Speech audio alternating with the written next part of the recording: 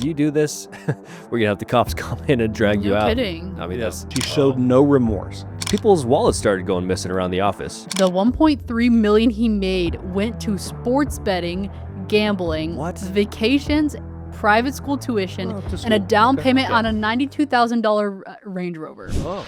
This is The Bad Hire, the show with the best stories about the worst employees. We fired him, of course. People are crazy.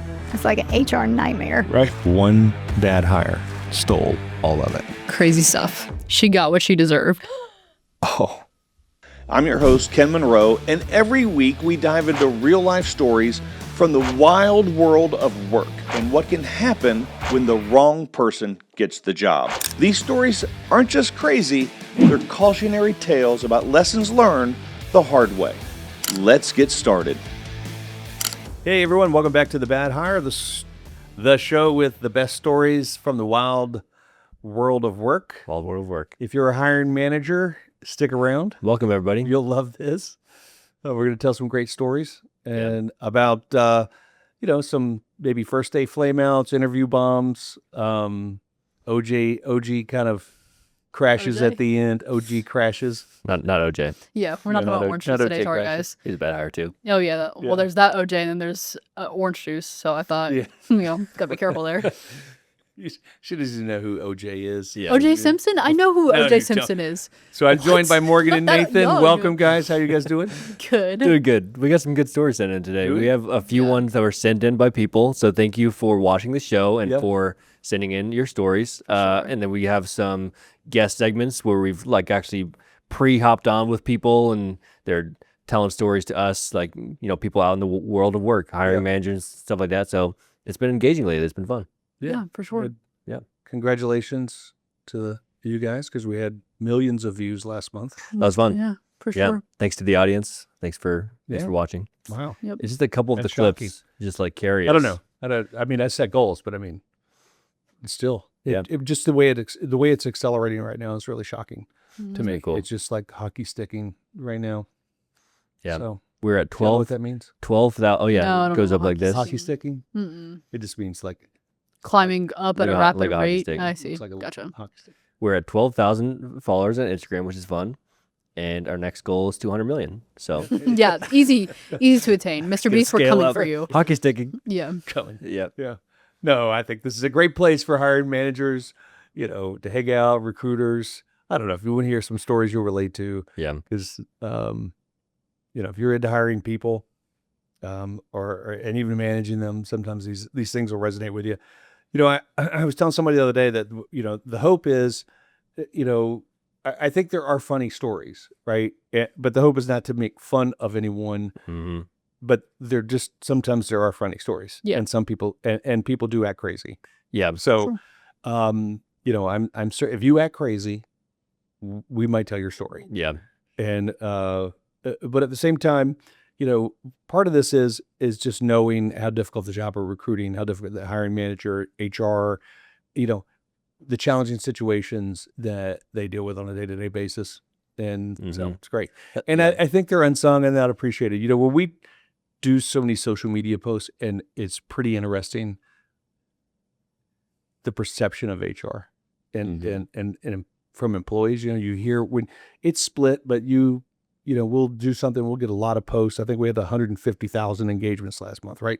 And it's a lot of times there'll be employees saying, "Oh, HR's there only for the company. HR is bad. HR this. They, don't trust HR."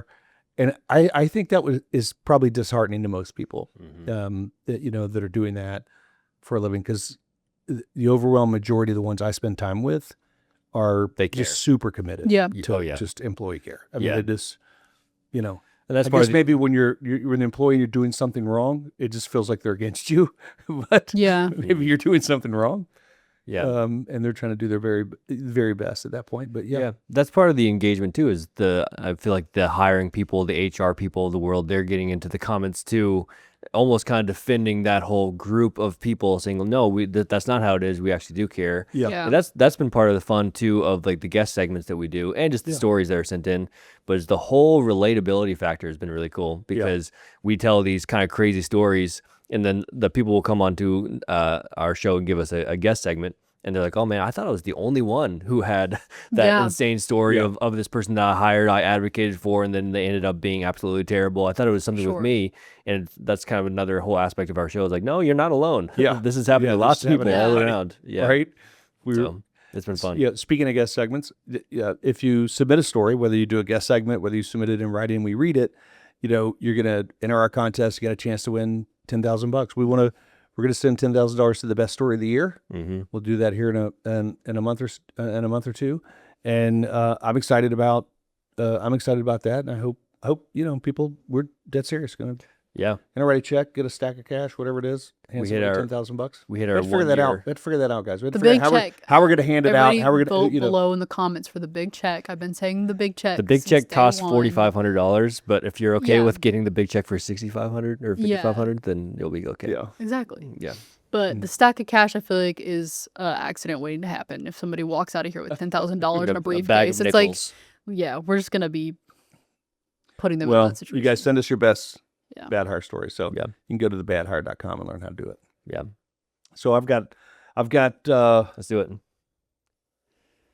a woman who stole from the newspaper. Stole. Stole. That's Ken's favorite word. This is Ken's favorite word today. Stole. Stole. Put it on the poll. Is it Stole. steal or stole or stole? The woman who stole from the newspaper. There you go.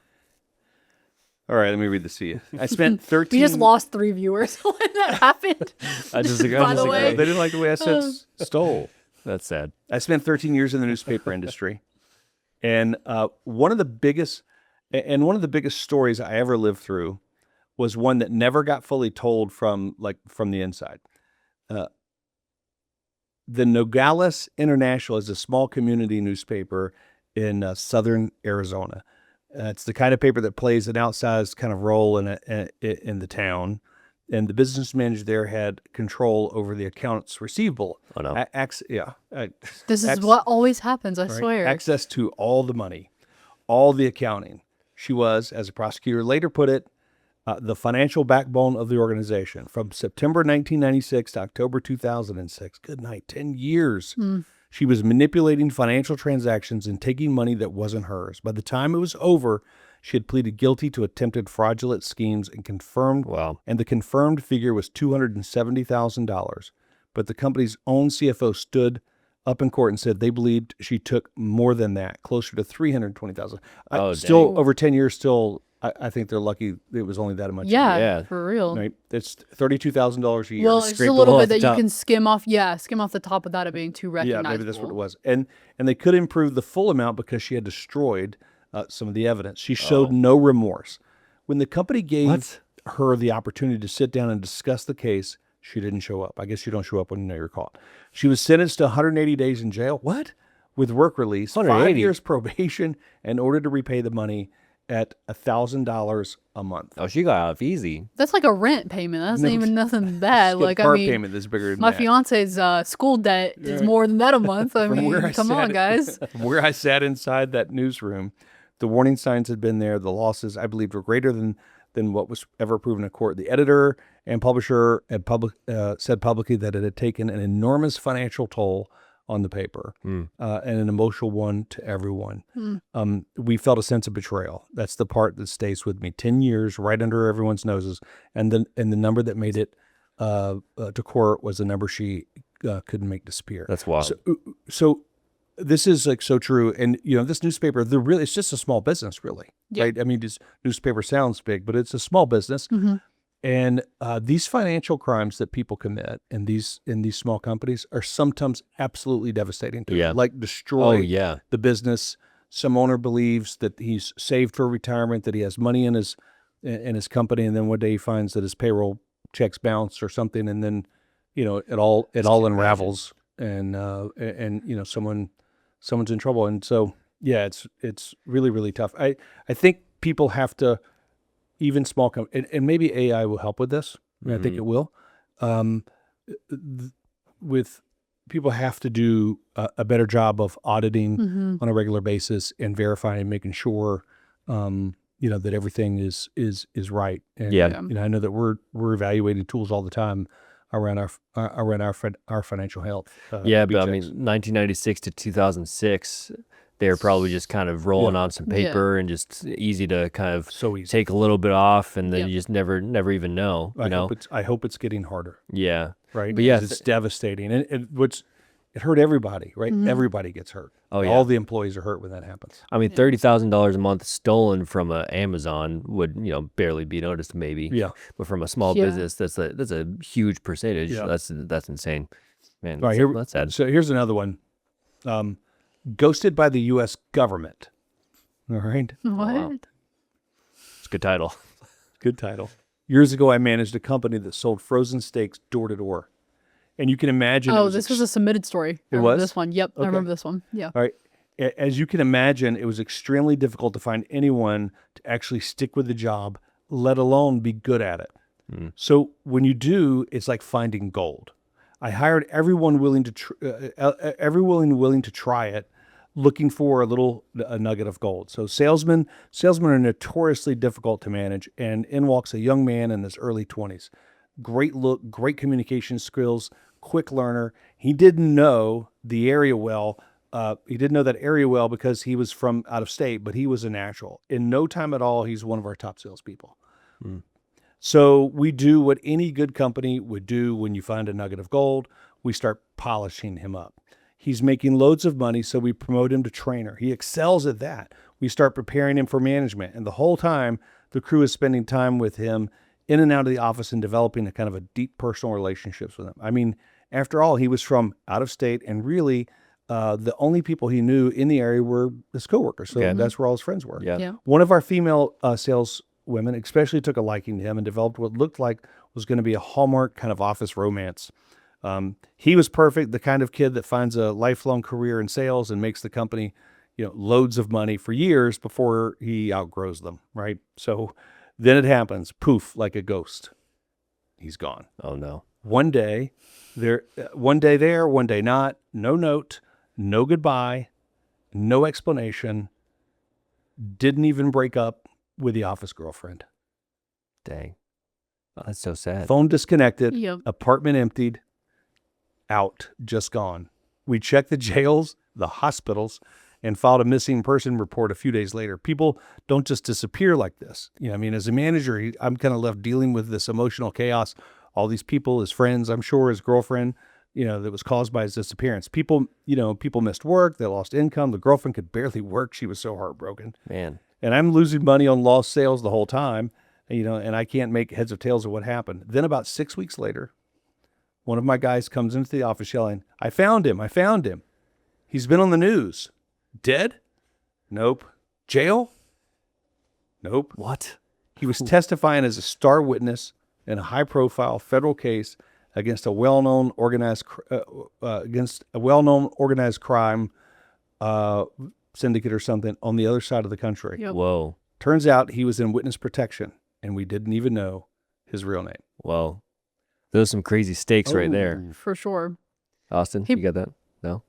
He for sure. Stakes? Yeah. I got it. Okay, got it. He for sure. He had beef. They had beef with each other. Yeah, they had beef with each other, and He's been holding that Yeah, for the whole I know story. he was just waiting Came to bring it in. Don't have a cow. Beginning. No.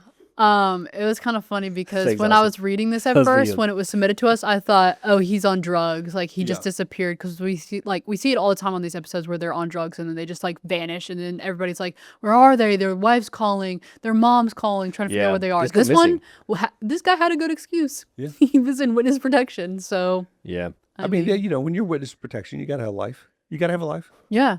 Yeah. And I guess that happens at the end of the life you're living. You got to go do the thing, right? Yeah. And then, So I guess when you go into witness protection, you can't say goodbye, right? Is that part of it? You just have to go out in the middle of the night? I don't know. I've only seen it in movies, so I don't really know. I I'm not don't familiar. know. And also, I feel like since he was probably in witness protection when he was working for this company, probably trying to keep a low profile selling steaks. Yeah. I didn't even know there was a door-to-door steak salesman. Heck yeah. But You ever had Omaha steaks? You never had. no, I guess the Omaha steaks is there. Okay, That's the never mind. thing, yeah. But yeah, and I guess he, settled down and made a life, and then they were like, "Yep, you got to go testify." Yeah. That sucks. When I owned one of my first houses, was a young guy coming up and steak salesman, meat salesman showed up at the door, and I got this package deal and it was great, and I bought them. They were just terrible. Oh, really? Really? So you knock on the door, say, nice to meet you? Yeah. Yeah. Yeah, and then it was good Austin, stuff. you got the one? Fell There for you it. Nice to meet you. He'll be here all week. What is the deal? Sorry, I don't. All right, let's go. You should tell the jokes we have about a- it if I'm not there's a lot- ready. there's a lot of those. segment, I think. Before we dive back into the chaos on the bad hire, this episode is brought to you by BChex. Hiring shouldn't feel like rolling the dice. Background checks should come with great tech, seamless integration, and customer service that delivers. That's BChex. Lightning fast results, unmatched accuracy, built-in fraud prevention. We help you hire the right people. Now, BChex plugs into over 100 HRIS and ATS systems, so your background checks run smooth, fast, and backed by top-level service. Protect your team, protect your reputation, protect your sanity. Go to bchex.io. That's BChex.io. This is Jonathan Breeden. Who interviewed with him? I think it was Let's Emma. see. Was it Yeah. Emma do it? Yeah, Emma. So did Jonathan this one. Breeden. I was supposed to do that Jonathan's a one, lawyer from. and I lost my He's from voice that North day. Carolina, and he does legal services for families. But he has a business, Breeden Law Firm, and they've been in that Yeah. Raleigh area for like Jonathan. 25 years. So he's been running that business. So Cool. Actually, it could have been Corey too. It's either Emma or Corey. who Okay, yeah. interviewed We'll have Jonathan. to Let's tag hear on what he had to LinkedIn. say. We've been growing pretty fast over the last 5 or 6 years. We hired a pretty good marketing team out of Ohio, and then we hired a business coach, a guy named Richard James, who happens to live in Charlotte now. He lives at Piper Glen. But when I met him, he was living in Phoenix. And we joined that program back in 2020, and we were able to really start growing the business. We had leads. We didn't know how to manage them. So we had to, get a CRM and start making outbound phone calls and develop email drip campaigns and, stuff like that allowed us to grow. And then I had to become a better manager, right? I was not a great manager of people, and I'm still not. But we did get big enough to hire middle management and sort of learn to fuss at them, and then they sort of take it, and then they go and talk to the employees. It's when it came to me managing attorney, it was not good.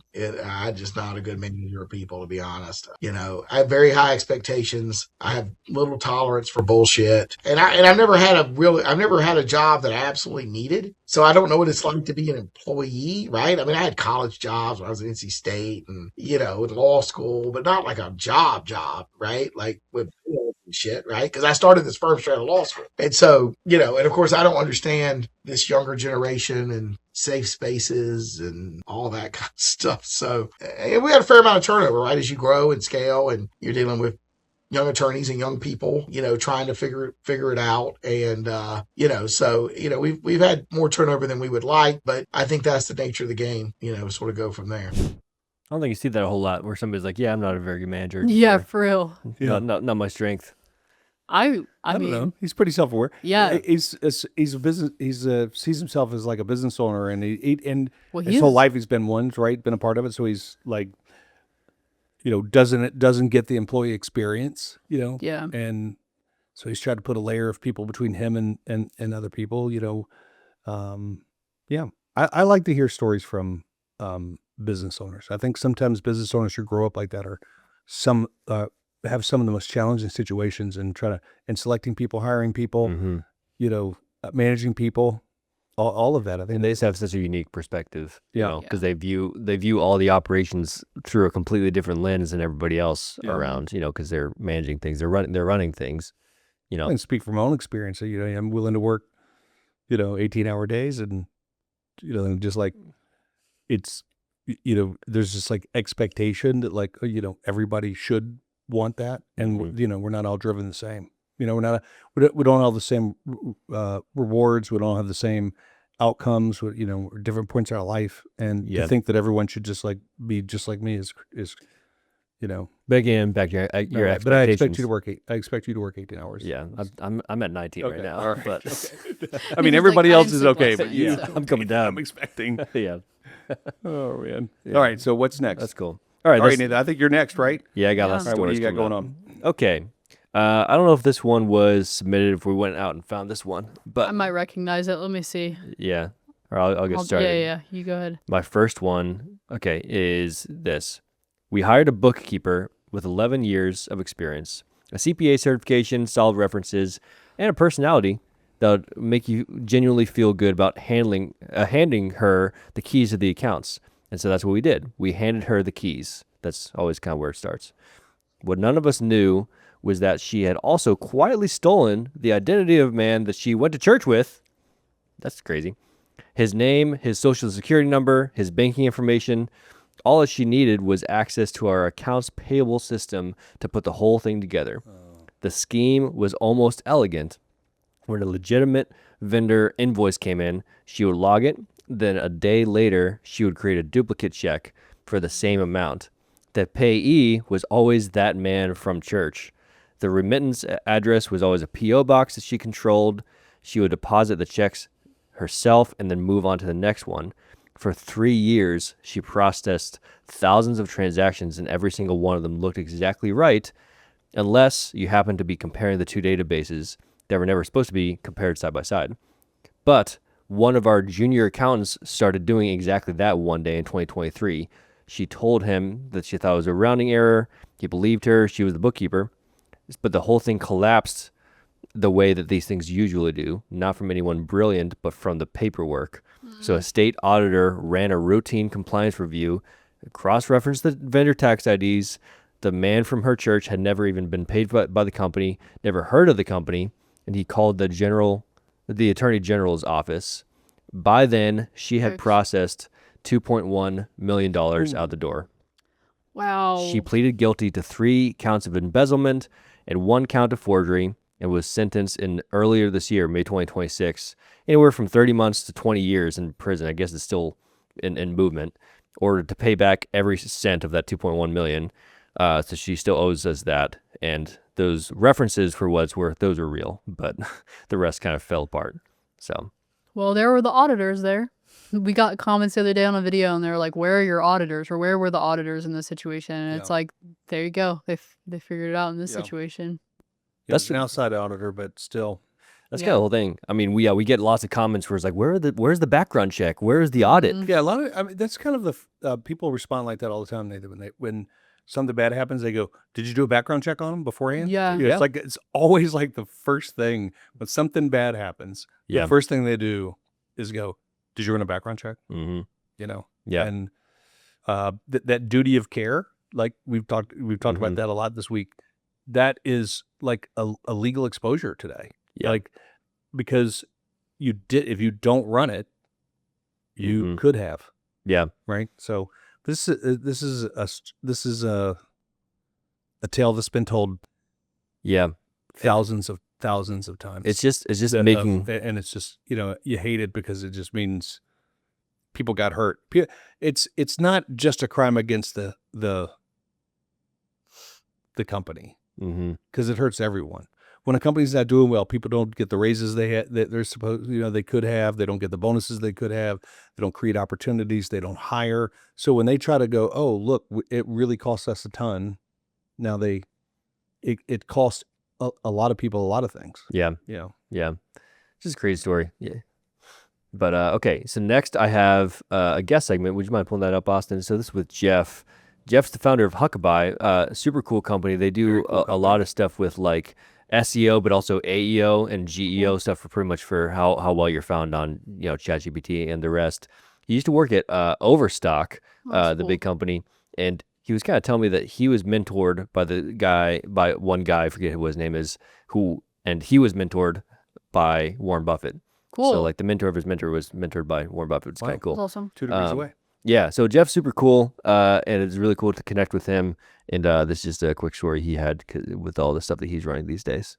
We had a hire that, I can't remember if I hired him or not, or inherited him, who was actively stealing money from the company. He had registered himself or his brother-in-law as a affiliate. Affiliate marketing is like you go through a coupon site and then because they get the cookie or whatever, end up buying, they get a commission fee. Well, he had set up this little round robin thing where every 1,000th transaction would get attributed to this, and he stole, I think it was something like 250 grand, I think, over 3 years. And Patrick and I had the cops come in and arrest him and walk him out. And that was on purpose to really show that you're going to do that, you're going to jail.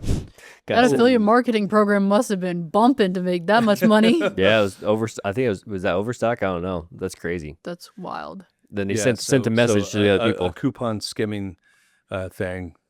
You know. Wow. That's insane. Yeah, so then he sent a message. Good job, Jeff. Sent a message to everybody else, pretty much saying like, yeah, if you do this, we're gonna have the cops come in and drag you out. Kidding. I mean, I don't know if that's just a common thing because he was pretty much in e-commerce, so Overstock. So who knows? Like you said, their affiliate marketing program was probably like getting thousands or millions of purchases. Yeah. And so then he just kind of like, boop, just kind of marked himself. Thousands and thousands, so it's every 1,000th. And then to make 250,000, that's a lot of purchases. Yeah. Isn't that insane? It's a lot of 1,000s. A lot of affiliate. Yeah. Fees. It's crazy. But Jeff was super legit. I highly recommend him and his services. We'll shout him out on LinkedIn too. He was really qualified. Huckabye. Yeah, I spent some time on their website this week after you shared them with me. He looks familiar. Very, I don't know why, very but... cool. Mm-hmm. Great service. Yeah, he's out, which is super needed right now by people because SEO and AEO changing so rapidly. Oh yeah, and just got to be good at it. Yeah, it's cool. We'll shout out his website Huckabye and check it out for your own website. It does like a little audit of your SEO and stuff. Yeah. It's cool. Okay, here's my last story for this. So one time we brought on a new chief communications officer. And on paper, he's exactly what a comms department would want. He was actually a former White House press aide. He was super polished and articulate. And he walked in one day and immediately started giving interviews about the importance of transparency. He was making $186,000 a year, and he looked every bit a part of it. In the spring, we found out that he was checking into rehab for 6 weeks. So this was actually fully proved. It was covered by benefits. And when he came back, we were supportive. We were just trying to be supportive of like whatever he's going through. We said all the right things, but recovery being a process, take your time. About a week later, people's wallets started going missing around the office. So first, it's one staffer's debit card. She figures maybe she just left it somewhere. Then a second staffer notices a charge that she didn't make, $481 at a smoke shop 4 blocks up the street. Then cash disappears from the break room. Then a third card, more and more charges, all from the same smoke shop randomly. And we pull surveillance footage from the store. The timestamps line up almost exactly with that chief communication officer guy's schedule. The clerk from the place remembered him. He always bought the same thing, an herbal supplement commonly used to manage opioid withdrawal symptoms, which is illegal in Minnesota. It's not something you really steal a coworker's credit card to buy unless you've already run through your own credit cards. So he was fired on July 1st.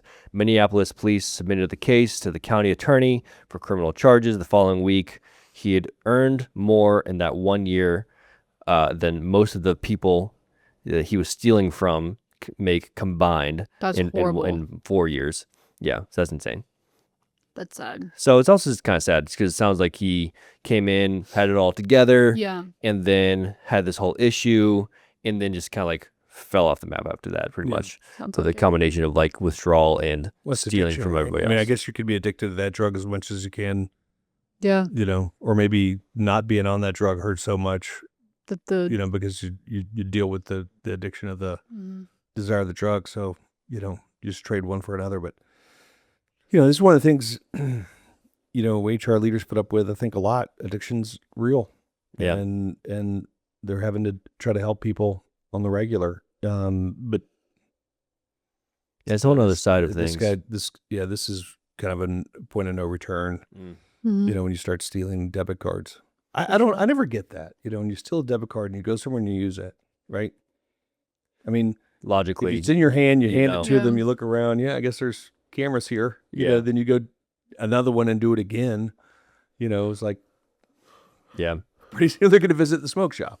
Maybe that's just part of the addiction. He just knows no matter what. Yeah, just knows he's going to burn out. Desperate. Yeah. But hopefully more years. I don't know. I've seen some things too. I've seen. There's a lot of stealing and drug use in these stories, and pretty sad. Yeah, there is. I think it's one of the reasons. One of the ways people blow up and burn out. Mm-hmm. Good employees have bad days. Good employees have bad seasons. Yeah, sure. That's true. Yeah. All right, Morgan. I think I'm done. What you got? All right. Hopefully yours are happier than mine. I hope so too. All right, so I run a small residential soil testing company in southern Alabama. Good reputation, tight operation. We bring on someone to manage the front office. Let's call him Phil. For a few years, things seem fine. Then we notice the numbers are off. By the time we notice, the numbers are off by $834,000. Oh, wow. But here's a part that makes the story worth telling. While Phil was embezzling from us, he was simultaneously collecting Social Security disability benefits.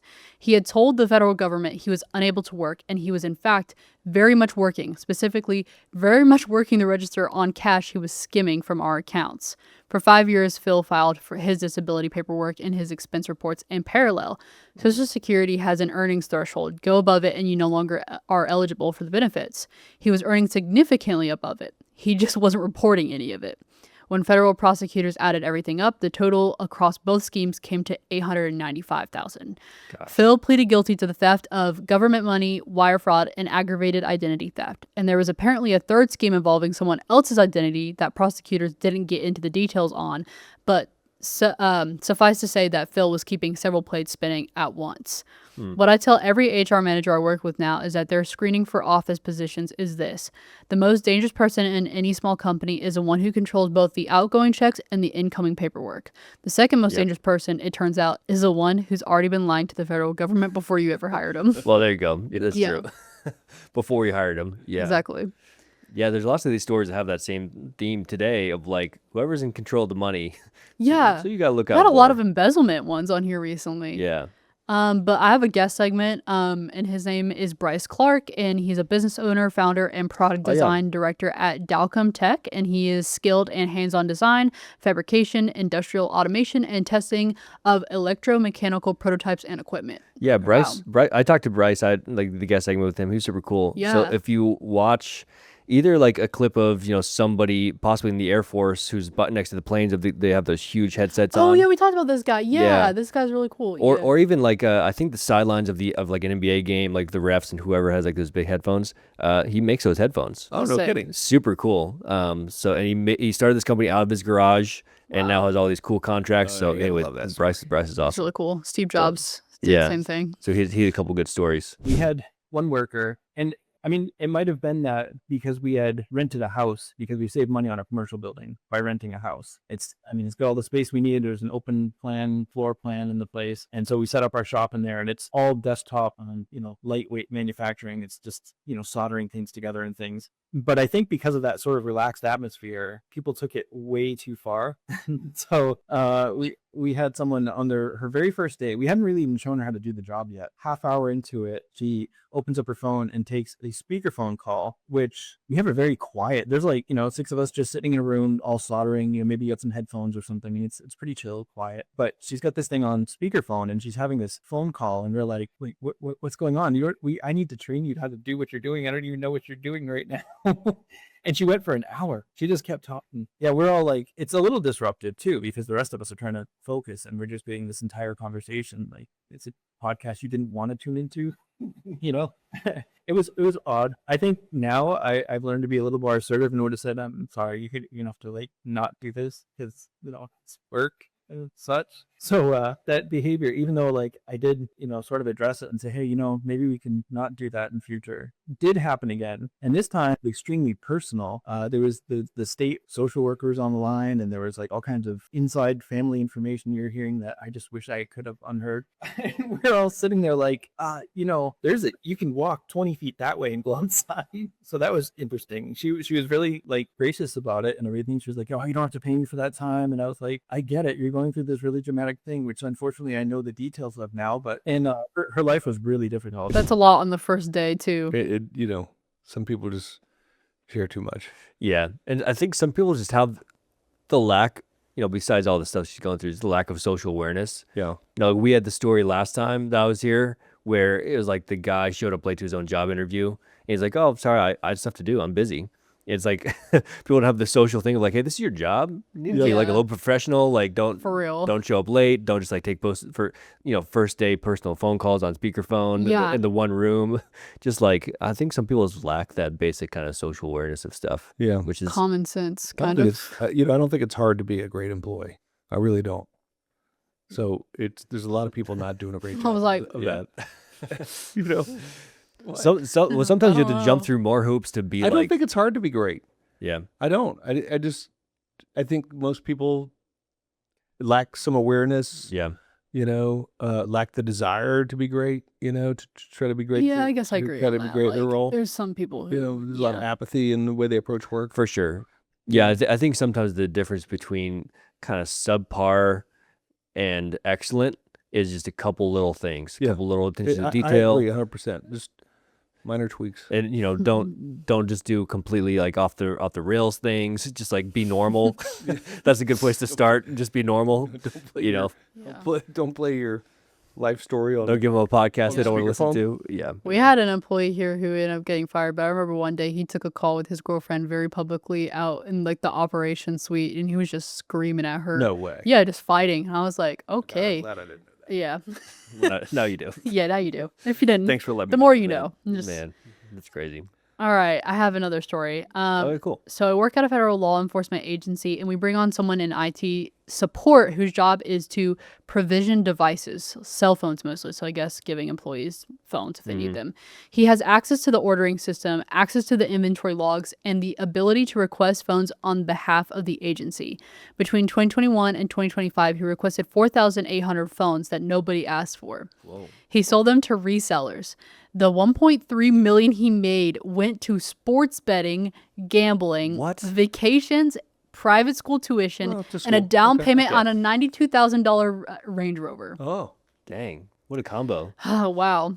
You might be wondering how someone steals 4,800 cell phones from a federal law enforcement agency. They're a federal law enforcement agency, too, over 4 years without anyone noticing. The answer is that the ordering system was automated. The invoices were processed by a completely separate department, and the people reviewing the telecom budget were not the same people managing the device inventory. So nobody was comparing the two lists, and nobody thought to check. The scheme didn't end because of an audit. It ended because a woman in Kentucky who bought an iPhone online noticed something was off. It turned out the phone belonged to the federal government. She called the agency to report it, and then the agency traced the serial number. The serial number led back to him. He was caught by a private citizen returning lost property.